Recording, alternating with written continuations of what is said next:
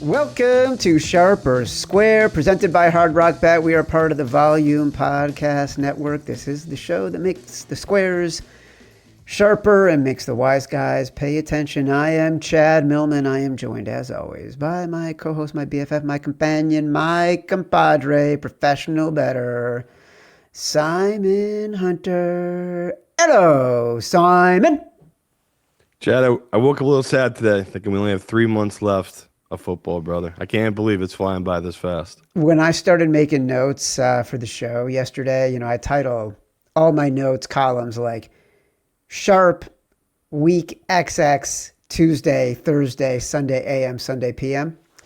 When I wrote Week 10, it was shocking to me.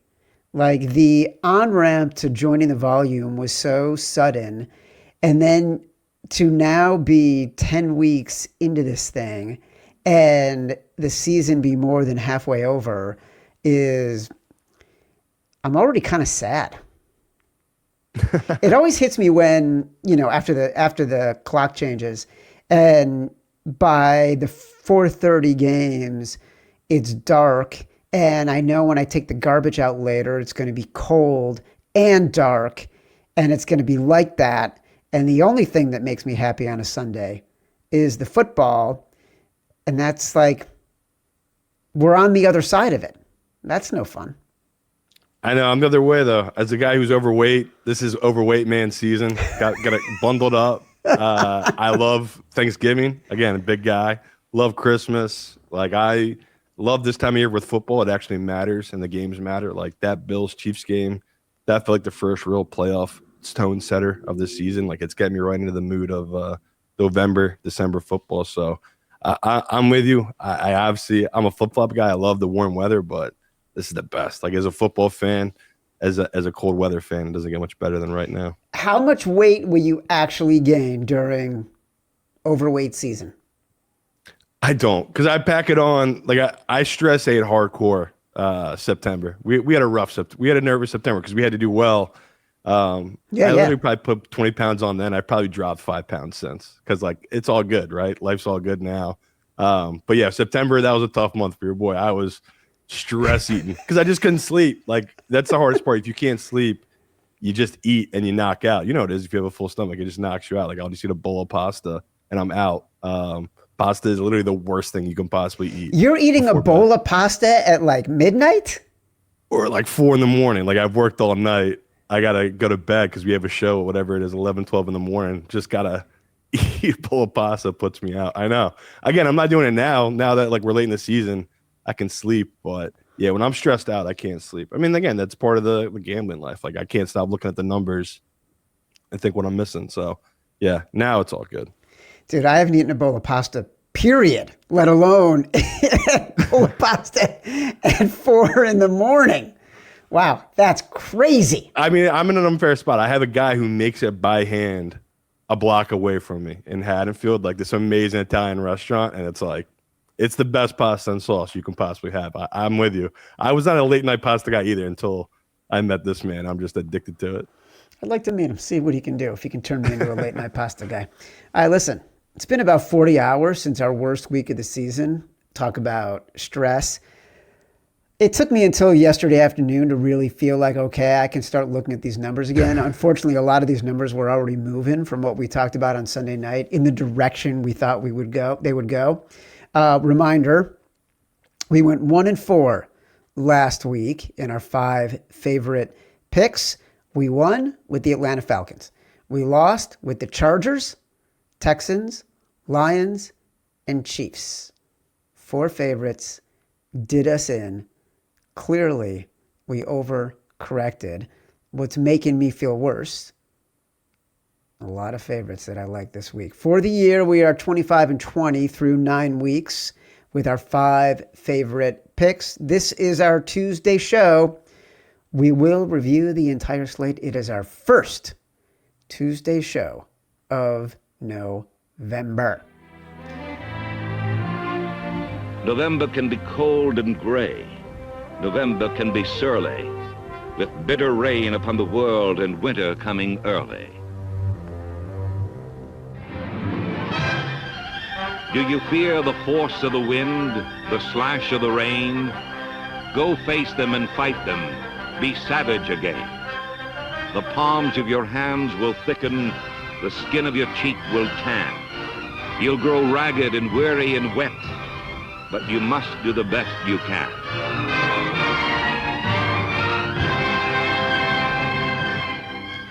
Make sure you check out the Sunday AM show if you want the games that will be our official 5 after we've had a chance to review the latest line moves, injuries this week. That'll also include any impact from trades. Don't forget, you can get the shows at Sharper Square on YouTube. Go subscribe and like the video while you're at it. You can also subscribe to Sharper Square on Apple Pods, Spotify, wherever you get your pods. All right, we've got a Thursday night game, and I think you and I both have a strong opinion on this.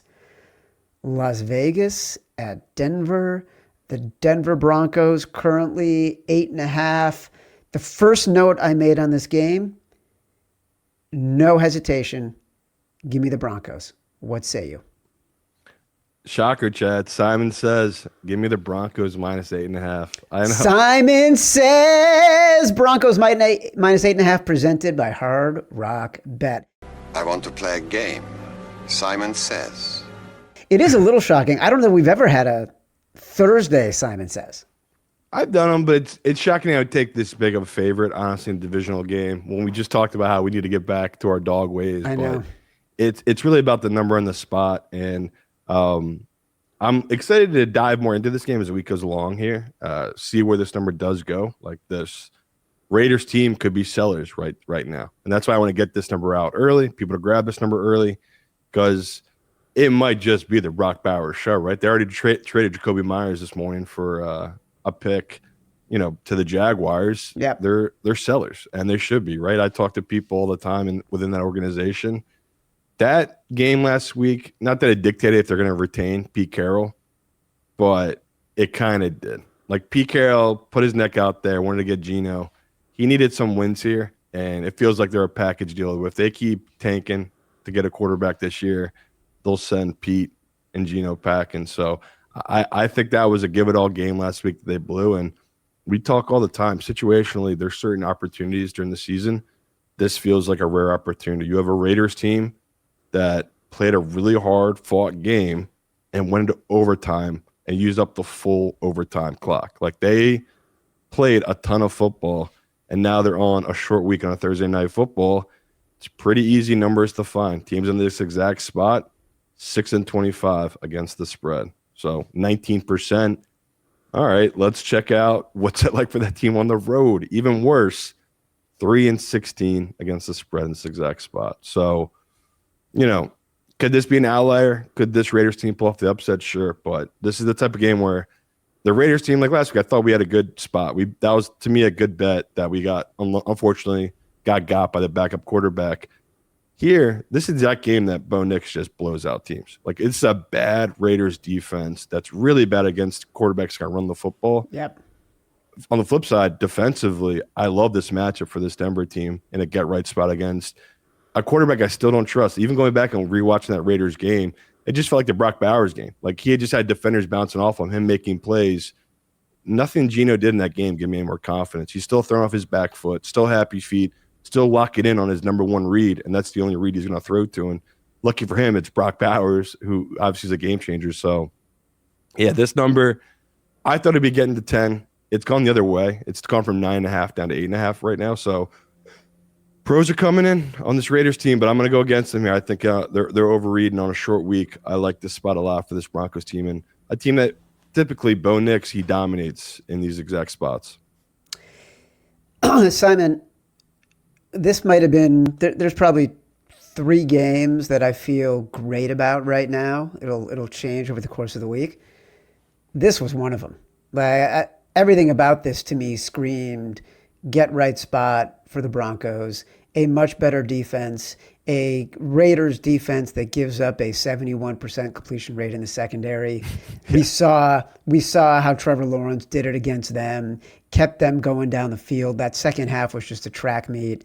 This is a much, much better defense. Don't forget, in that Jacksonville game, Trayvon Walker left the game because he tried to closed fist punch a guy in the face. He was ejected. That was a significant difference in the game. Like you could see they stopped getting any pass rush on Geno once he went out of the game. That's not going to be a problem for the Broncos. And they are just too good defensively and too well coached offensively. Even Bo Nix can't get in the way of this. Thursday night home favorites of more than 9.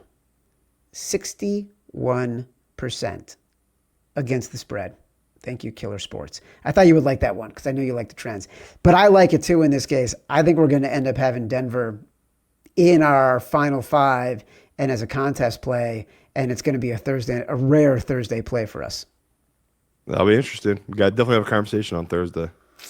Atlanta versus Indy. This one's in Berlin, 9:30 a.m. Eastern. Indy's a 5-point favorite. Someone was impressed with the Falcons because this one, after their loss to the Patriots and after the Colts lost to the Steelers, this moved from 6.5 to 5.5 down to 5 at Hard Rock, 5.5 in a lot of other places.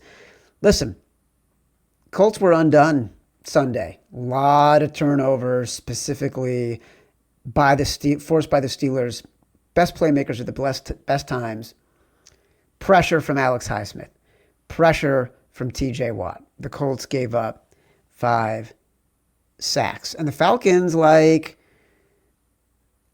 of 10 of third downs. Played opportunistically, but not well. They did exactly what they needed to do when they got the turnovers from Drake May, fumbles, interceptions. On Sunday, we talked about the wise guys. I mean, the Falcons, and the wise guys have moved it in that direction.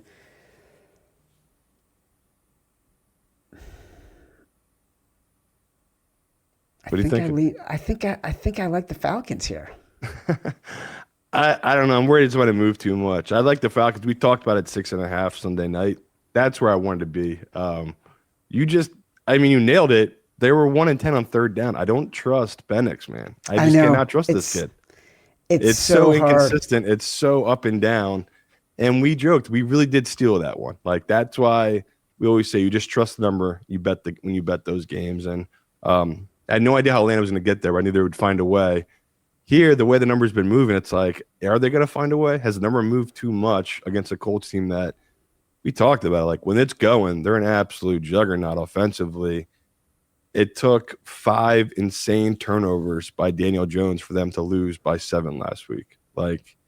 Can't be understated enough how good that offense is. In a game like that, they can still put up 20 points. So I know it's tough. I want to be on the Falcons. There's still 1 + 6 out there if you're able to.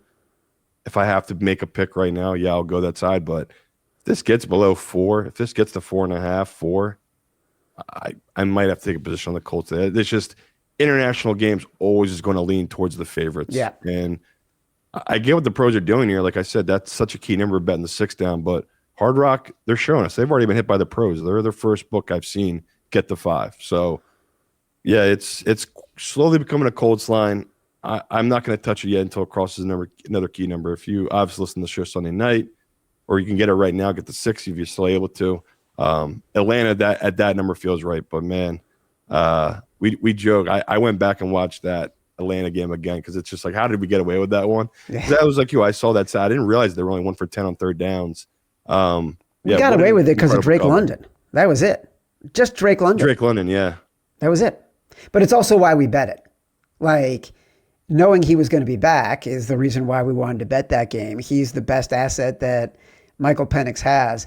I'm with you. I don't want to, other than Caleb Williams, I won't rush to judgment on any quarterbacks in their second year. And I always loved Michael Penix going back to his IU days.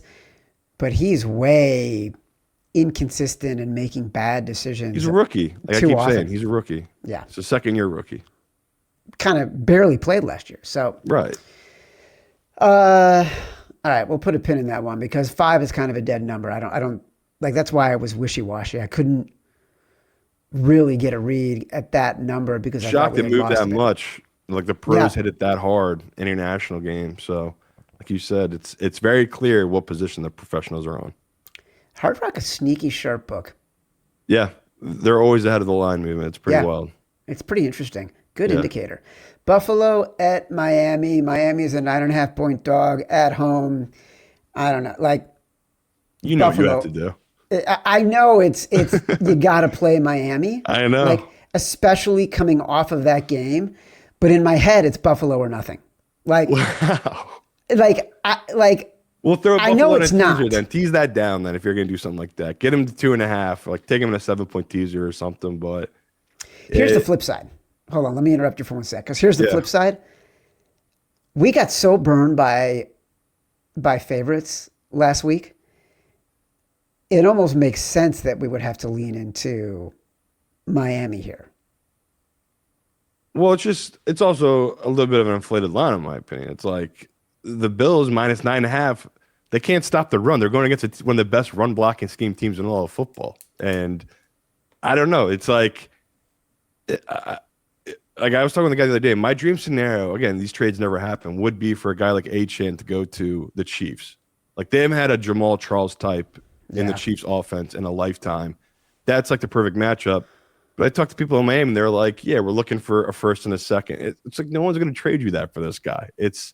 So they highly value Achane, and this feels like an Achane game. And, the Bills, the last time they played them, that was when it was all going really negative for that Miami team, and Miami backdoor covered it, whatever it was. But just looking at this line, you're right. Like, we know we're supposed to bet Miami.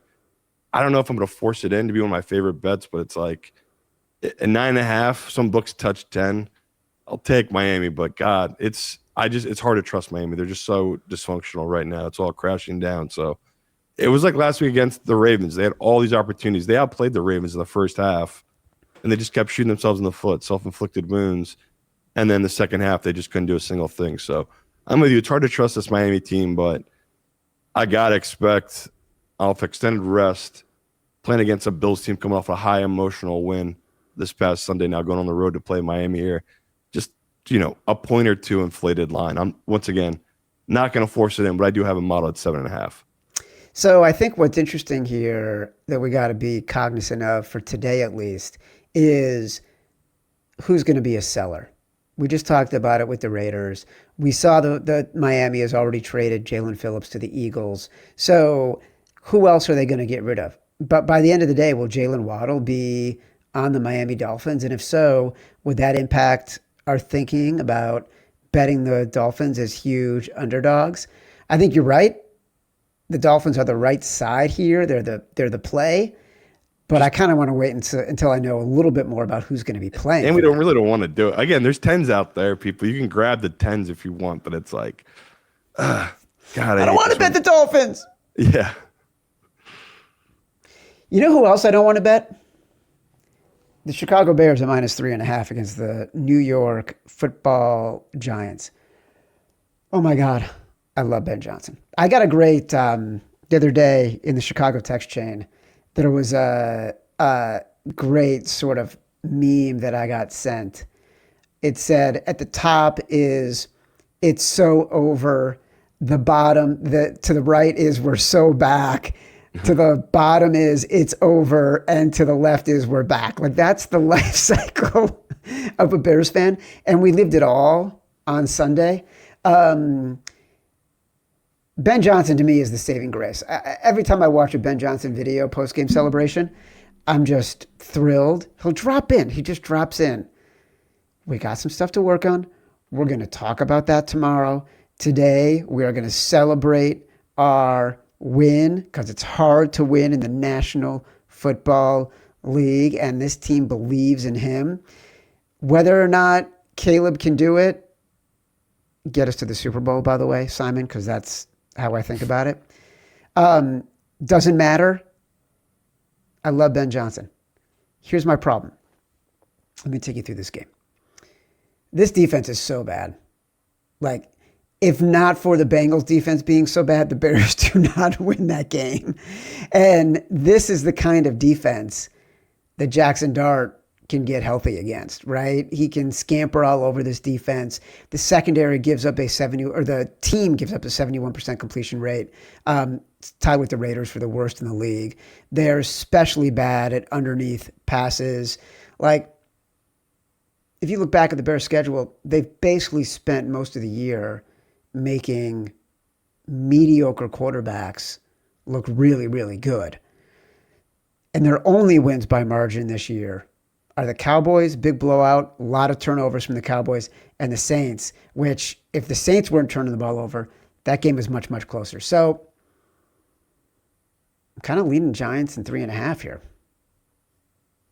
Yeah, and that's why, like, again, I was just making funny a little bit for the Super Bowl talk, because it's like you guys only beat horrible, terrible teams, right? And that's reflected this year, and that's why you should be excited about your head coach, because that's your coach being the difference, because bad teams don't beat bad teams, right? Like, at least you're above bad teams at this point, where you're not dropping games you should be winning. So the Giants, to me, are a bad team, and they're one of the worst run defenses in all football. This is the exact type of team you want to face if you're the Bears. But you're right. The line makes me want to take the Giants.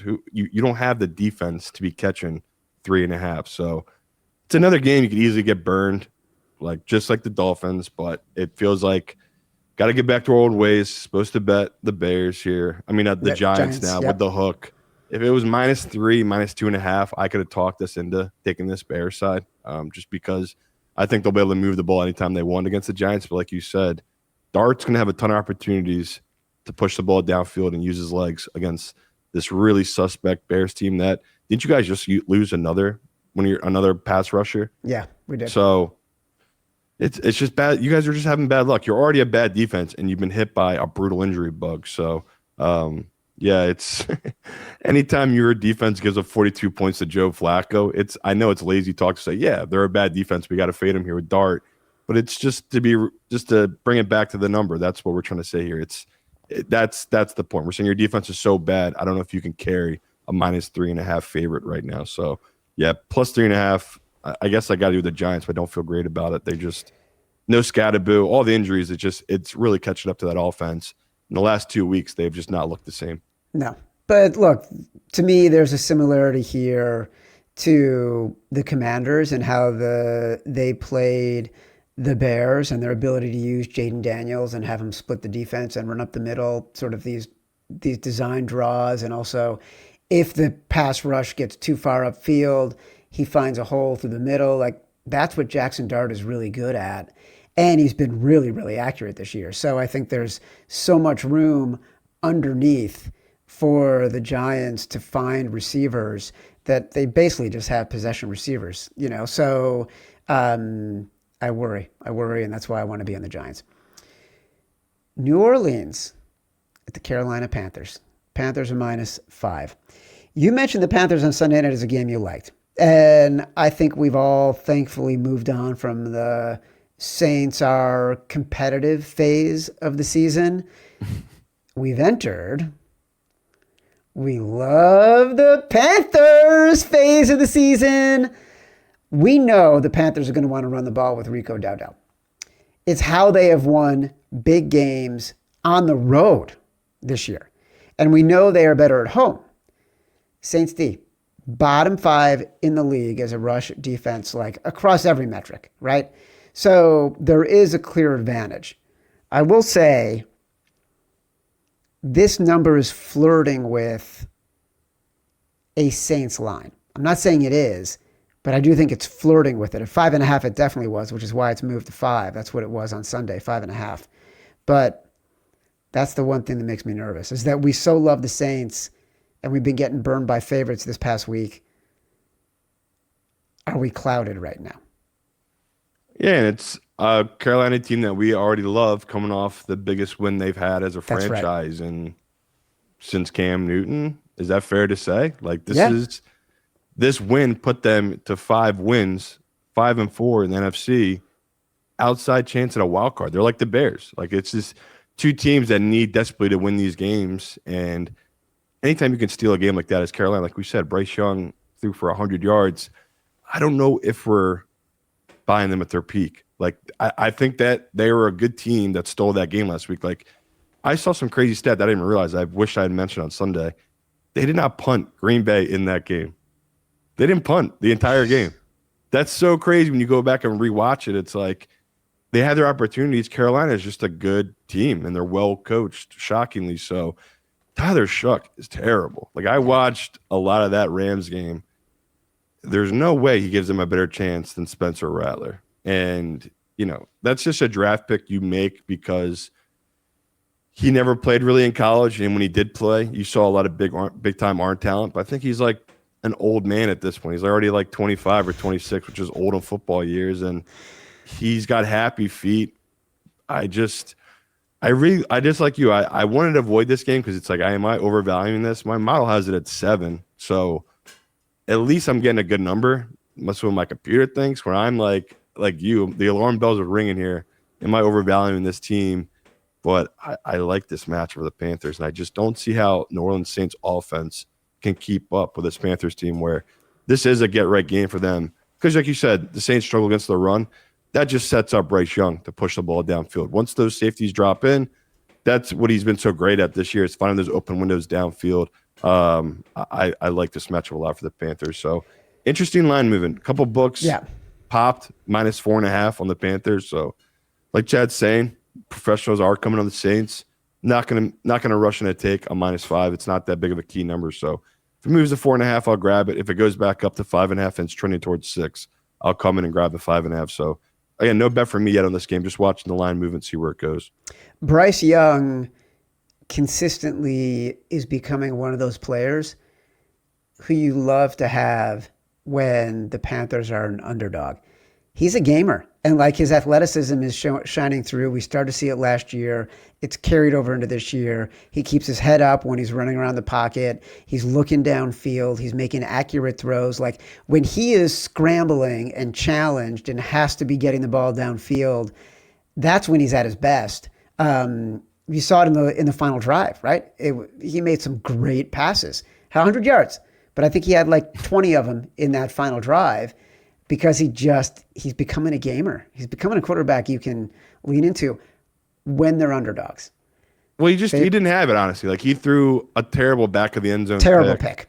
That could have killed the game for them. It should have. Like I said, I can't believe we stole that game. He was 11 of 20 for 100 yards and a pick in the red zone. And that's just how dominant Rico Dowdle in this running attack is right now. So that's what I really feel like both of us. We think he'll bounce back here with Bryce Young in this game, but it's just that running attack I feel like will always keep us above board Carolina this year. And like we keep saying, they're a sneaky 7 seed if they can get there. They have the offense. I think we both agree they do not have the defense right now to be a playoff team. Is Tyler Shuck one season away from eating pasta alone in his house at 4 a.m.? Just stress eating? If he's lucky enough. I mean, some people call that living the dream. You call it your nightmare. Dude, the only thing I'm doing at 4 a.m. is peeing. That's it. Cleveland at the New York Jets. The New York Jets, this number's moved from 1.5 to 2, Simon. I know. They're coming off a bye. Are the New York Jets a juggernaut? And look, if it's a big if, they can be halfway competent, I like the Jets here because I do think the Cleveland Browns offensively, they just cannot do anything. They do not have a professional quarterback in the room right now. If they did, they would be playing him. So to me, this is really about the Jets. You had a lot of thoughts on this. We talked about this before we came on the air for a minute about this number. So share what you're thinking. I know. I hate it. I love it, people. This is almost my Simon Says bet. Like we said, Hard Rock's already moved. There's a couple 1.5s out there on the Jets you can still get. I'll check real quick, but yeah, they're still out there at 2 of their really big public books. So you can still get the 1.5 if you can find it. But it's another game where it was just like our stupid rationale for taking them with Cincy. They're going to steal games. They're going to win games. This Jets team. It's just the way football is. And you look at this matchup, like we talked about. I agree. It's terrifying to think of that front of this Bengals team playing against this Jets team. But my hope, which again, I've been suckered into it before, is that Justin Fields and this offense found something against the Bengals to take into that bye week and use it in this type of matchup. Like you have a quarterback that can use his legs against Myles Garrett. That's the only kryptonite Myles Garrett has. If you just run away from him and he can't catch you, that's the only way you could stop him. There's no one on their team that can block Myles Garrett. There's nothing they can do blocking wise, but scheme wise, you can use your quarterback getting outside the pocket and run away from with your running back. That I like the way this Jets team can attack this Browns offense. And we always talk about this Browns team is different away from home, off the grass. Like we always say, it's a fast field. People forget MetLife. I mean, they don't forget. We all know because it takes people's Achilles and knees every week. It's a turf field. So it's a fast field, which, again, benefits this Jets team in a matchup where I just can't get over this kid, Gabriel. Like, I am shocked they didn't announce Sanders was going to be the starter this week. So everything is just so negative behind that Browns team, behind closed doors. And, I mean, I know they're coming off a bye week as well. I can't see with this kid, Gabriel. I know you're in the same boat as me. Like, I've watched so much of him play now. I forever feel so lucky we did take that Miami spot where that Cleveland team was obviously the right choice there, and he threw the ball 5 times. Like, that's how they have to win. So could they get it this against this Jets team? Of course. We know the Jets, they're also a team that are sellers. They couldn't move Breece Hall, which would be a big deal, right? He's been arguably their best offensive piece this season, running the ball. So I'm not diving all in on the Jets here yet, but I do want people to grab the 1.5 if possible, because I think that's the pros are going to keep coming in. I could easily see this getting to 2.5, 3 by kickoff. And if you don't take a position at that point, if it's 3, sure, you could take the Browns. But at -1, it's 1.5. This is a Jets number. I'd grab it before it moved. The other thing I would add, one of the reasons why we liked New England against the Browns a few weeks ago, other than the fact it was a Browns defense on the road, the Browns secondary is susceptible to big plays. And the one thing that the Jets have been able to do this year occasionally, and Justin Fields showed a little bit of this last week or 2 weeks ago, is throwing the ball deep and any kind of explosive play. So to me, there is one little offensive advantage, a creek sneak offensive advantage for the Jets in this game. We talked about it more than I thought we would. Like, I thought I was going to want to be on the Jets, and you're going to be like, come on. Like, let's not be silly here. But so I'm glad we're in agreement on that. The one thing that does scare me is I don't know who are they going to get rid of, by the end of today. Just don't know. Jacksonville at Houston. Houston is a 1-point favorite. The number is moved in favor of Jacksonville. I'm not surprised. I was actually surprised that the number was at 1.5 on Sunday night, and by last night, it still hadn't moved to 1. It finally moved to 1 this morning, at least at Hard Rock. Like, CJ Stroud is in the concussion protocol. The Jags D is not the Broncos D that Houston just played yet. And the Texans D, I don't know, it may literally make Trevor Lawrence's head spin. It might be more than he can handle. So it's tough to bet on the team that is playing with its backup quarterback as a favorite. If I could get Houston as an underdog at some point, I'd be more interested.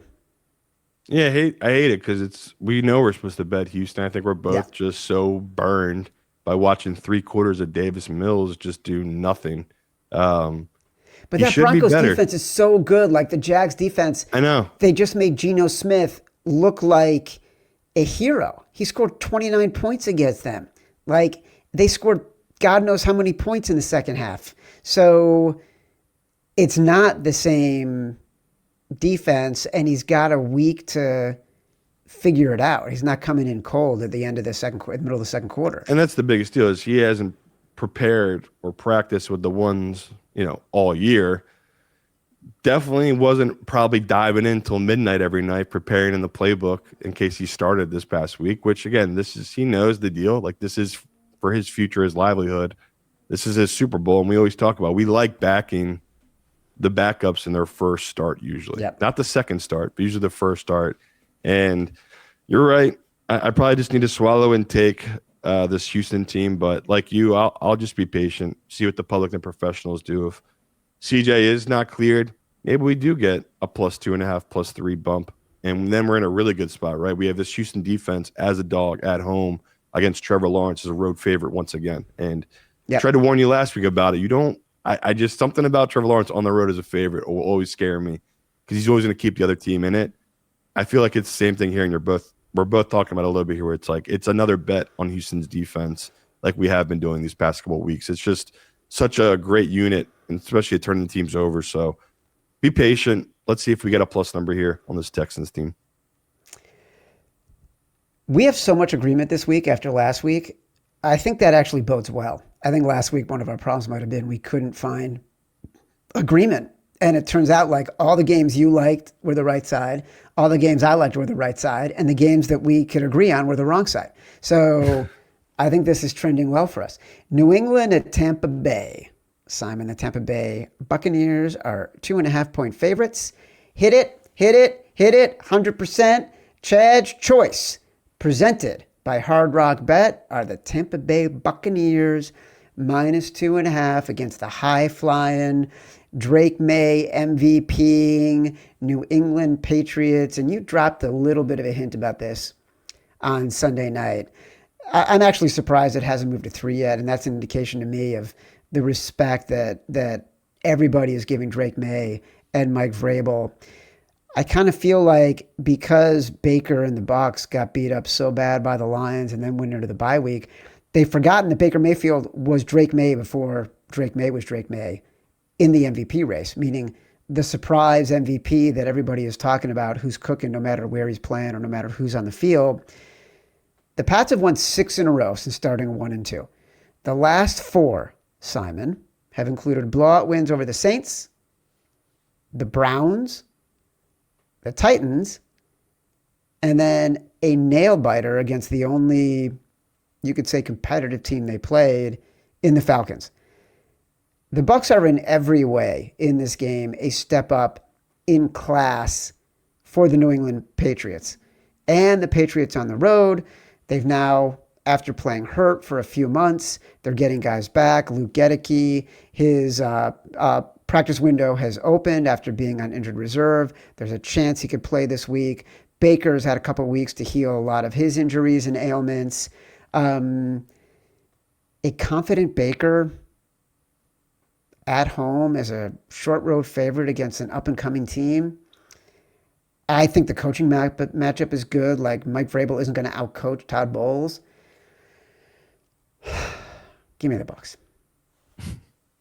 Yeah, and it's crazy where I love this one too, and it feels like I gave up 5 games I really liked on Sunday night, and they all moved in great directions for me. Looks like I made a couple great bets, except this one. This is not budged. And of all of them, this felt like one of the easier picks, right? We're happy to be selling on the Patriots, like you said, on the road here in a really tough matchup for them, playing against a team that in every metric is just better, like flat out. We talk about a veteran team, a complete team that is going to be contending for Super Bowls. You think of this BUCS team, when you think of an overachieving team that's fighting way above their weight right now, it's got to be the Patriots. Like, everything is going their way. And that's why I understand why Patriots fans are so excited. The Drake May stuff, it's crazy. I really can't get over it. Even going back and watching that game, he's making really stupid mistakes. Still did enough to win that game after making really bad mistakes, which, again, that's all you're looking for if you're a Patriots fan. You're lying to yourself if you think you're going to have playoff success this year, but there's little things you can see where it's like Drake May might be a guy, which is all you want to see at the end of the day. So this type of game, he goes in there and wins this. I'm happy to eat it. Talked to a couple pros, hit me up yesterday after listening to our show, and they like the Patriots here, and they think we're overrating a BUCS team that, they did get embarrassed by Detroit, but like you said, they bounced back the following week. Their defense really destroyed the Saints. Maybe something is wrong with Baker, and they got good info, and I'm missing on it, and that he is hurt, and even after the bye week, he's still not right because he just hasn't looked right in their previous 2 games. So this feels like a get right spot for Baker. Christian Gonzalez didn't land right. He's banged up for this Patriots team after a really tough game against Drake London last week. So I don't know, Chad. Why has this not gone to 3? I do not get why this one has not moved. So I'm with you. I'll grab it now. If it moves lower, I'm going to be a sucker. I'll probably buy some more BUCS line here. But anything under 3, I feel like is a great BUCS line. They just feel like not only are they a field goal better, I feel like they're even better than that. Like, they feel like if they got healthy, if guys are back this week for them, especially that offensive line, I could see them steamroll this Patriots defense. So really interesting. The books have held this at 2.5. We have breaking news, Simon, as we are discussing. Adam Schefter is reporting that the Indianapolis Colts have traded 2 first-round picks to the New York Jets for Sauce Gardner. Sauce Gardner's sort of been struggling mightily with Aaron Glenn this year. So this is a guy who... The Jets have gotten rid of their number 1 and number 2 corner in the last 2 weeks because they traded Carter to the Eagles, I think. Yeah. So to me, is this just a breakup of a bad match between coach and player? Is it a player who, after 2 stellar seasons, has hit his ceiling and is falling off? Was it an attitude thing? I don't know the answers to any of these things. They gave him $120 million. But they just, a 4-year, $120 million. They just gave him a ridiculous amount of money, and now he's going to the Colts, who have had some issues on the edges defending against number 1 receivers.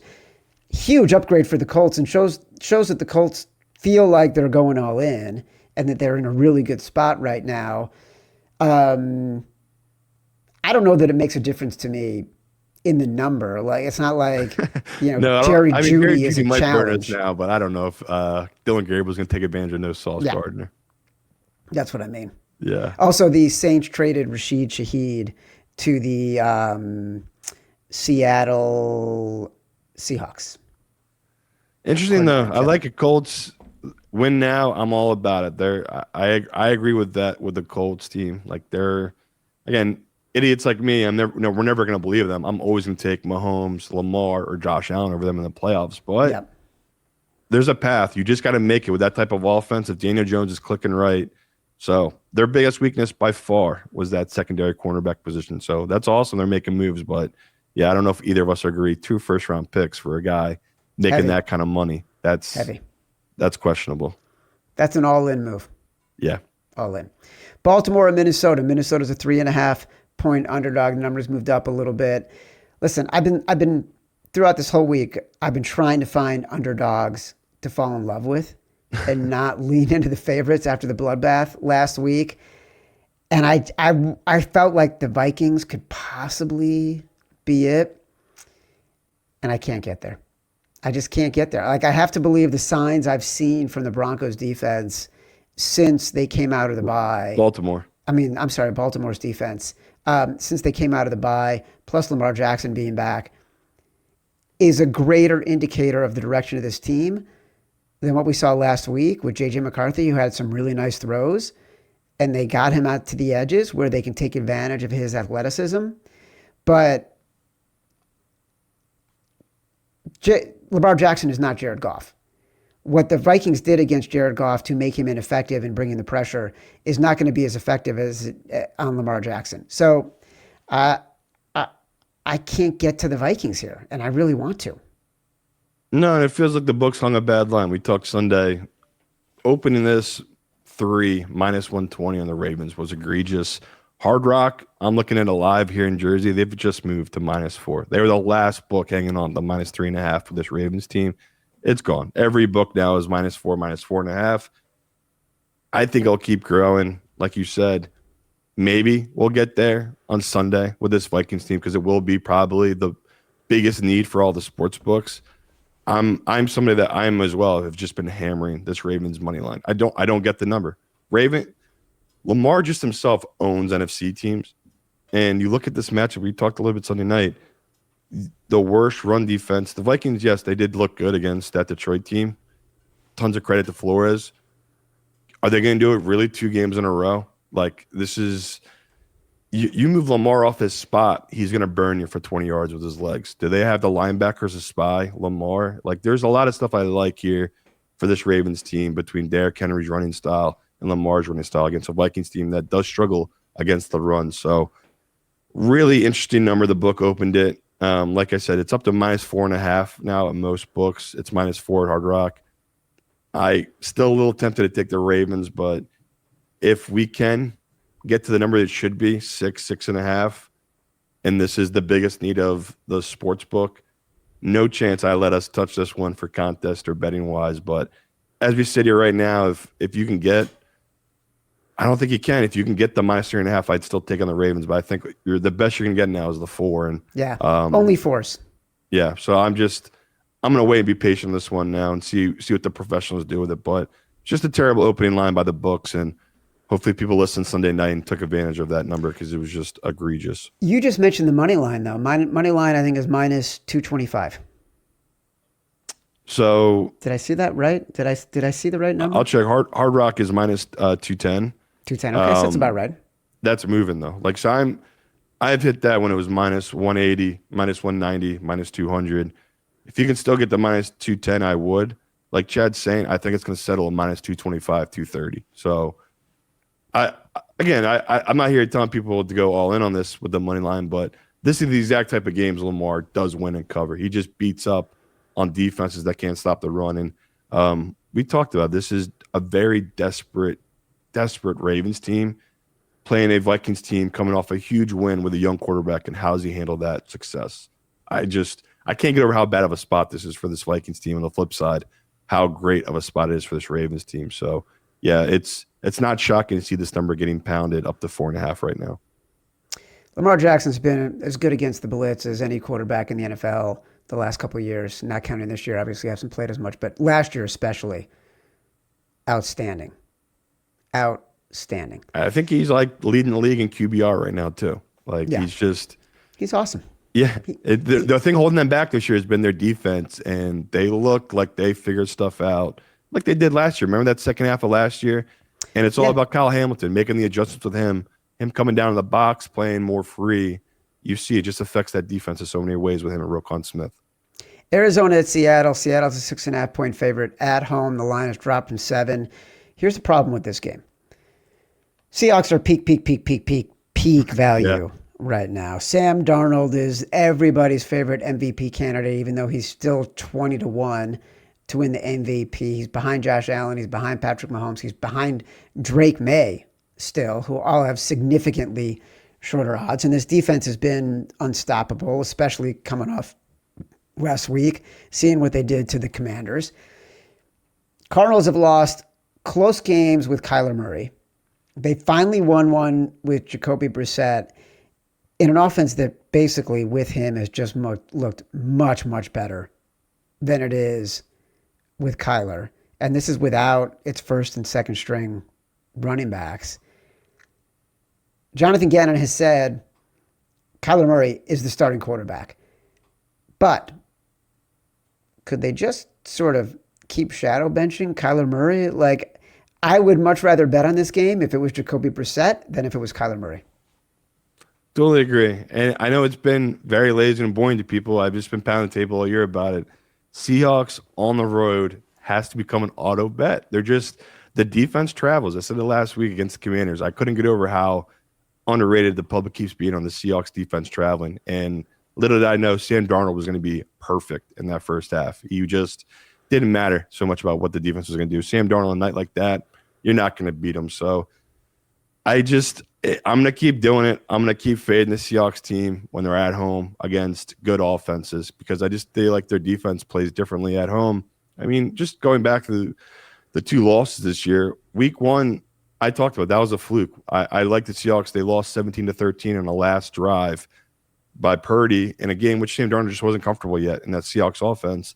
The other loss against the BUCS, the defense gave up 38 points at home against, what we expect to be a really potent offense right now in that BUCS team. But I feel the same about this Cardinals team when it's Jacoby Brissett. So I'm like Chad. I bet into this.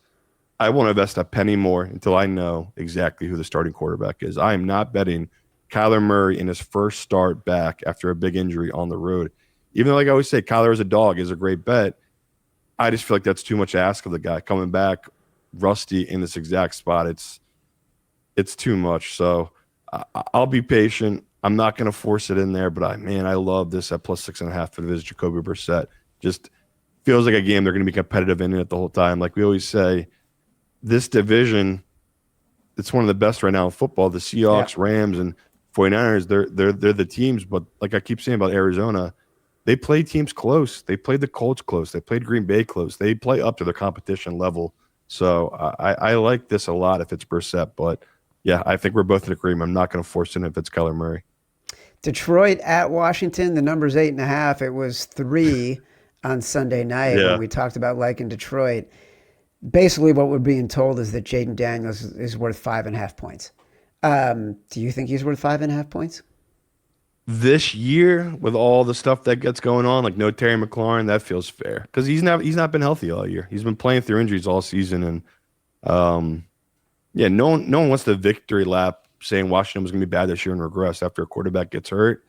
But everything we worried about has come true for Washington. And how do you now feel bad for their fan base where it's like it's all there, right? Your team is invested to win now for this season. You're like the oldest team in football. Every move you made, it looks like a dud. And it looks like it's going to be a 2-3 year rebuild now. Like when you're really looking at their team on paper. Well, their defense is just so bad. Atrocious. And their coach, I said it last week, I think he might be an idiot. Like some of the stuff he did with Mariota, treating him as if he was Jayden Daniels. And now, fast forward to this week, having your star quarterback who's playing banged up still in that game that you have zero chance of coming back and then him getting hurt. I can't get over how bad Dan Quinn might be as a head coach. So I don't know. I know we're probably supposed to take Washington here because the lines move so much, but this feels like a game Detroit's going to win 40-9. Just all their frustration from the week before. Campbell just pours it on. I mean, did I see that right? The Lavu is suspended, the linebacker. Yeah. Yeah. So I think he got suspended for hip drop tackle. He keeps doing it. And they're like, dude, we're already finding enough. Maybe it was a third or fourth offense. He's their best, in my opinion, their best defender. Like he is really, really good linebacker. So you take him out. Now you have a 37-year-old linebacker trying to cover the tight ends in the middle of the field against this Lions team. Just disaster in every way. So I don't know if it's gone high enough yet. I saw a couple books at 9.5, and it's come back down to 8.5. So there is professional money holding us back here. Maybe I just am so bitter at Detroit because they burned us so bad last week, but this is when we're supposed to take Detroit. So I'm trying not to overreact because we got so burned last week by these favorites that there are some favorites we just might have to take here, and the Lions might be one of them. It's like, oh, okay, Mariota might get his against the suspect Lions defense at some point, but overall, I just see this Detroit offense doing whatever they want. This Washington defense might be one of the worst in the league. It's a tricky one. Because we're just scared off by the big number. Again, we just got burned by this Lions team. It's tough. We just got burned by a lot of teams on the big number, and it's and it's going back into the well on the same exact theory that Detroit can't be bad again, right? That wasn't our theory last week. That was a good matchup. We got Goff got by Flores. Goff got. Yeah, exactly. Yeah. All right, before we move on, here's a quick word from our friends at Hard Rock. Today's show is brought to you by our new presenting sponsor, Hard Rock Bet. This is the golden time of year when it's not just pro football, NBA, college football, college hoops, and hockey all share the stage. There's always something to bet on. If you haven't tried your first bet on Hard Rock Bet yet, there's still time for you to get $150 in bonus bets if you win. Just place a $5 bet, and if it hits, you get not only your winnings, but $150 in extra bonus bets. And if you're looking for an edge before you lock in, check out the Hard Rock Bet Stats Hub. It's loaded with trends, streaks, and stats to help guide your picks. Numbers don't lie, and neither does the data in there. Check out the Stats Hub now and get the edge and bet with confidence. The Hard Rock Bet Sportsbook app is the only legal sportsbook for whenever you're in Florida. And it's also live in Arizona, Ohio, New Jersey, Indiana, Tennessee, Virginia, Illinois, and Colorado. Coming soon to more states, too. And Hard Rock Bet offers new promos every single day, so whenever you're listening, just open the app and check out what you've got any day of the week. Download the Hard Rock Bet app and make your first deposit. All right, so another game. We were just talking about Seattle and Arizona and how good the NFC West is. The Rams going to San Francisco, and look, I really want to love San Francisco here. The line is 3.5. I don't know how they're going to play defense in this game. They lost another edge defender in Mikael Williams, their first-round draft pick. I know you love Mac, and maybe he'll be playing quarterback, but the Rams' rush D is elite. There is no hole in this defensive unit. they're like top 5 across every advanced metric, including 5th in EPA per rush. So the Niners are empty at D-line. They're empty at linebacker. It's a tricky one. The line has moved from 3 to 3.5. I know you want to play the Niners here, but it's ugly. Yeah, it's definitely a weird world. Now I'm a lover of Mac Jones, a guy who I just notoriously shut on for years. And I'm all over the Rams. Like when I used to love betting Kyle Shanahan as a home dog in a game where they shouldn't have any business. That's what I mean. It feels like you're overthinking it. It's like aren't we supposed to not think about this one, take 49ers here? Shockingly enough, with Purdy, again, if he was fully healthy, I have this line at minus or +2 for the 49ers. So they'd still be a dog. Mac Jones is 1 point difference, which again, that's why I keep trying to say the Mac Jones thing. I think it's closer than you realize. They're not that different playing in the Shanahan system. And last week, I mean, Mac Jones, I think he was perfect. He was like 15-15 to start the game. So we've seen it. He can push the ball downfield. And like you said, that's the nervous part here is we're back in a 49ers team that just has nothing left defensively. By far the best offense they've played since they've lost Fred. Like that Atlanta totally no-showed. They haven't really had a test, right? It went Atlanta, Houston, and the Giants. That's not 3 juggernaut of offenses. So you're right for your skepticism. This feels like the type of games that the Rams just lay an egg on, especially the fact that this is going to be one of the bigger public sides of the week. People are quick to forget this Rams team lost to this 49ers team on a short week at home as an 8-point favorite by 3. So it's a tough thing here. Is the line moved too much? Like the 49ers have only gotten worse and lost more players since then. The Rams have only looked better and, played better since then. So I think the books are trying to tell us something here, Chad. So like I said Sunday night, I would take the Rams on -3 because I just saw it moving this way. But I said I feel like I'm going to have to end up on this 49ers side, and I am going to have to be on the side. So I know it's gross, but I gotta hold it here and say we gotta take 49ers at +3.5. What's so funny about this game is on Sunday night, I was all over the Niners. Were you? Yeah, during the show, I like as soon as I saw it, I'm like, I feel like I got to take the Niners at 3. You're supposed to. We know that much. You were supposed to take the Niners here. And like all the work I did yesterday just made me think, how are they going to stop Matthew Stafford? And how is Christian McCaffrey going to gain any yards? Forgetting about the number, just looking at the schemes, it's a tricky one. We'll talk about it on Thursday a little bit more. And I'll say this. I love our fans, especially the ones who listen to us and are doing our off-season show. This summer, I said I was not investing any money into Puka Nacua, and I was investing in Devontae Adams. I feel like that was the value in fantasy football. Puka started out incredibly, but he's been banged up a lot. Yeah, guess who's leading the league in receiving touchdowns, Chad? Here we are through 9 weeks. Devontae Adams, 8 touchdowns. So it was just all about value and playing the scenario, and I just love that matchup with him and Stafford. It's like I knew Stafford was going to love having a guy like him who's so smooth and precise at running routes. And yeah, I'm not going to lie. It is scary betting against this Rams team right now, but this feels like such a spot to go against them. So, yeah, I'm interested to see what the professionals do with this line. Early money, obviously, has come in pretty heavy on this Rams team. All right, time for the primetime spotlight. Taking a look at our island games. Pittsburgh is visiting the Chargers. The line has moved from 3.5 down to 3. Another stinky line. Not stinky, but just another bad line that the bookmakers posted on Sunday night. Forget about it being a rah-rah Mike Tomlin spot. How are the Chargers going to protect Justin Herbert? We see it every single week. They're now out. Joe Alt is now out for the season. Bobby Hart, who was supposed to be an off-the-street sort of backup, turned into one of their better offensive linemen. He pulled his groin, status unknown for this weekend. The Steelers did do things defensively against the Colts that I think were new, and they were the reasons why we were sometimes afraid to bet them. They stopped playing so much man with Jalen Ramsey. They moved him to safety. They got Kyle Duggar from the from, I think, the Patriots, right? And they played him a lot in the game. So now they put all this stuff on film so people can see that they were playing zone and it's not going to be confusing to anybody. But the bigger issue is just the Chargers cannot protect Justin Herbert.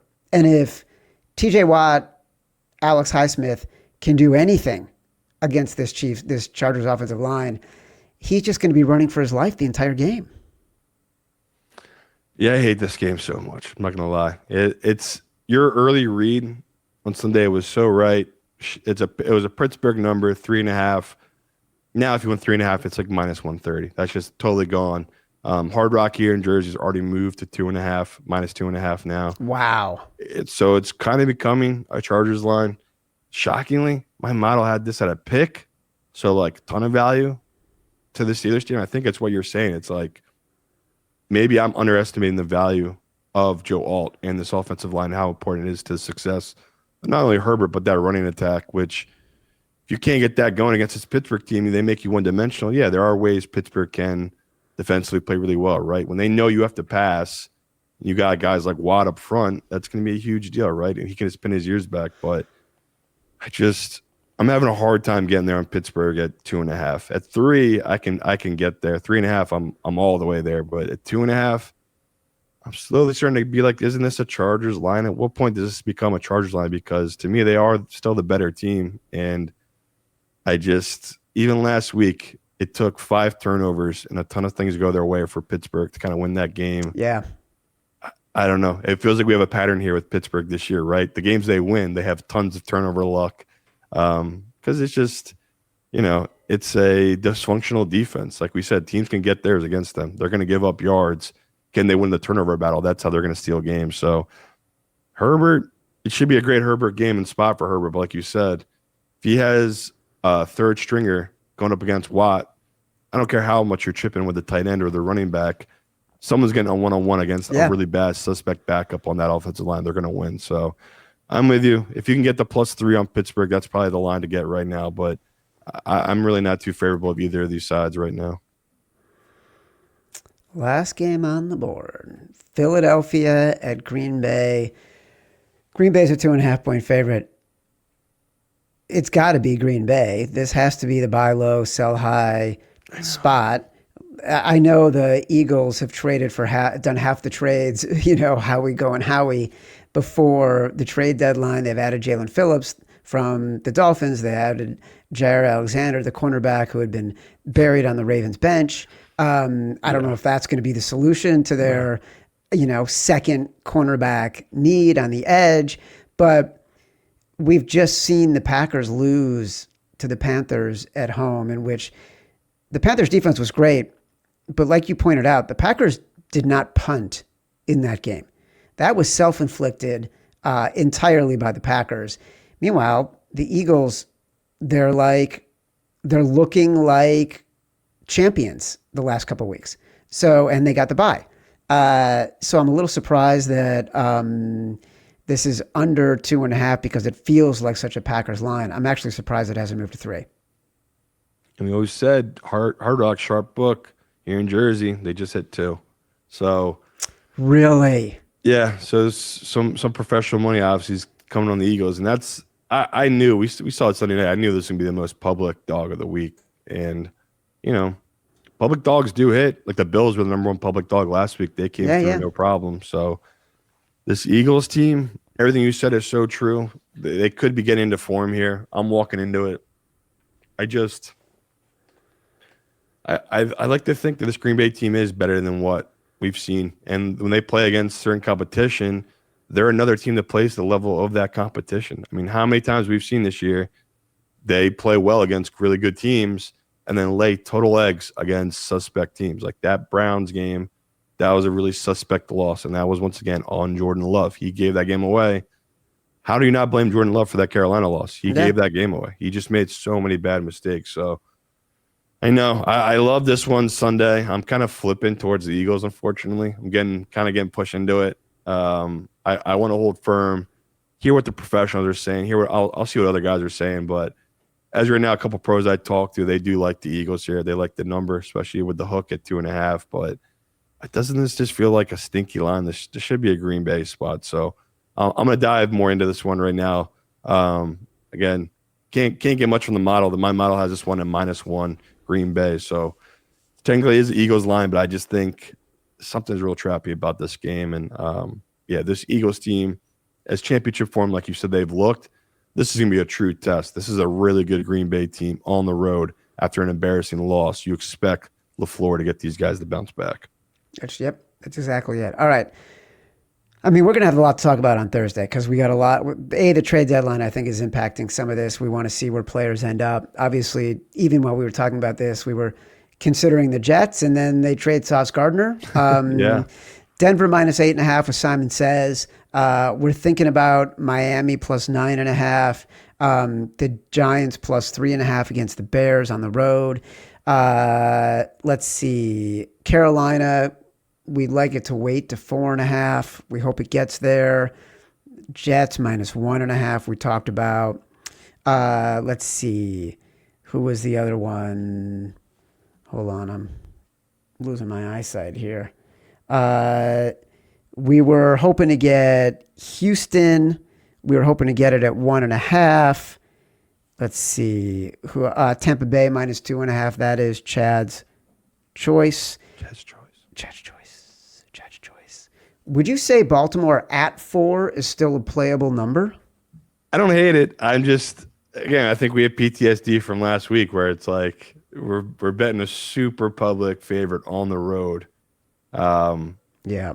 But that's why I'm trying to tell people, if you can get, I'm more comfortable on the money line. I know it's not great because it's 2-1 on your money, but I don't know. If I bet 200 to win 100, what I feel is a pretty safe bet, I usually take that position. We'd like Houston to get to +1. Yeah, let's see if they get to a dog. Yeah. And then Detroit -8.5, we'll see. San Francisco +3.5, icky. And then Green Bay -2.5, we're going to keep an eye on. So still a lot to discuss on Thursday. There's too much movement right now to outside of our Chad's Choice and Simon Says to get firm. This has been Sharper Square, part of the Volume Podcast Network. We will be back on Thursday with the games we are zeroing in on, plus our head-to-head Sharp versus Square battle, brass balls, so much more. Watch or listen on YouTube at Sharper Square. Like this video, subscribe to the channel. Also download from Spotify, Apple Pods, wherever you get your pods. Rate, review, subscribe, leave us 5 stars. Say whatever you want. Feedback is a gift. Until next time, love you. Hey, let's be careful out there.